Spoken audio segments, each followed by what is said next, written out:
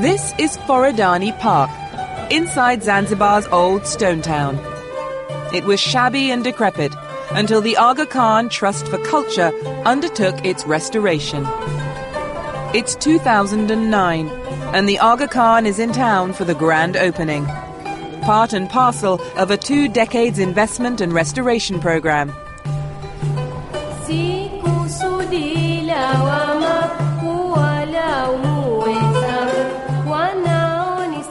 The trust has committed over $10 million to revive traditional skills and rejuvenate Old Stone Town.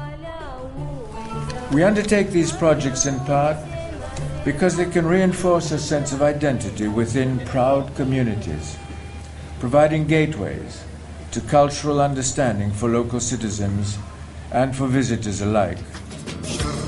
The Heritage Hero jury chose the Agha Khan Trust for Culture not just for its work in Zanzibar, but for its commitment to striking partnerships for restoration in 20 countries across the Islamic world.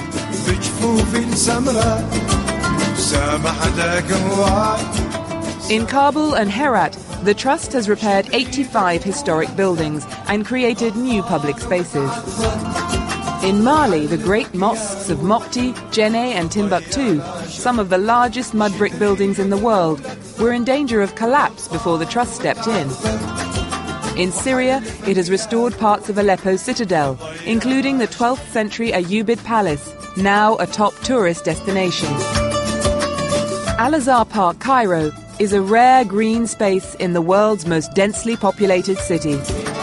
This was the site just a few years ago. Now, it's a favourite refuge for Caireans. Over 2 million people visit every year. What I'm hoping to achieve is the notion that these historic sites are potential economic and social dynamos. They are not frozen, paralyzed historic assets. They are assets that can actually contribute to the quality of life of the people who live in those contexts. The Heritage Hero jury considered Zanzibar's Old Stone Town exemplified this approach. The Sultan of Oman ruled from Zanzibar until the British arrived at the end of the 19th century. Until recently, clothes were the main source of revenue. Today, 80% of the income comes from tourism, and most come to see the Old Stone Town and its restored buildings. That development owes much to the Trust for Culture. In the 1960s, Stone Town was derelict.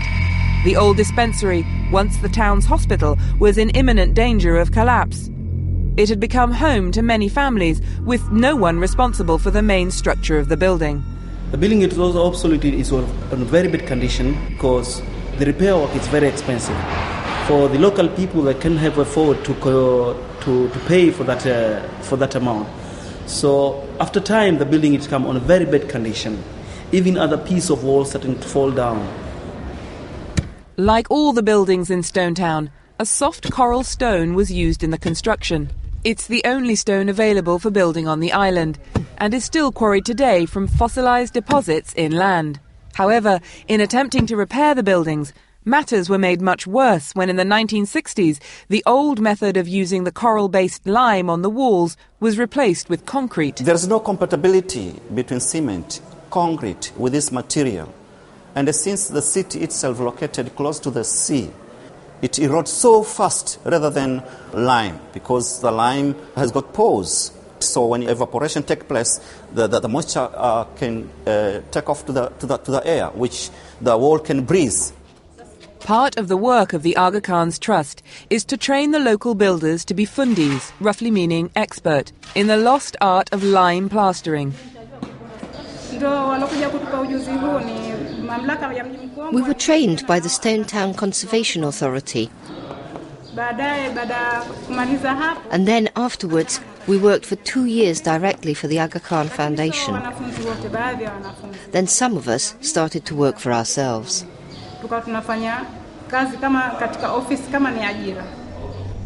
While the buildings were in danger of collapse, Stone Town's Forodani Park was threatened by the rising sea.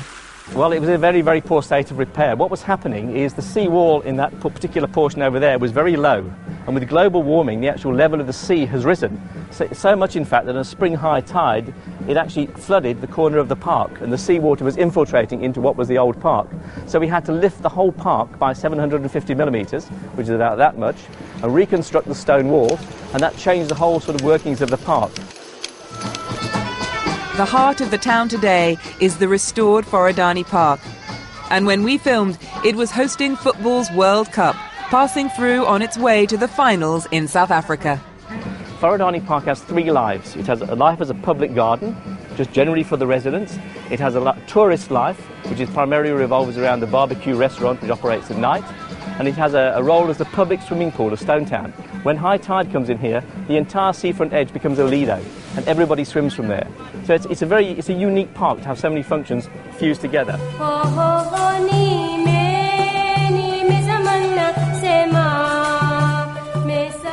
It is not surprising that the waterfront area of Stone Town has been designated as a World Heritage Site.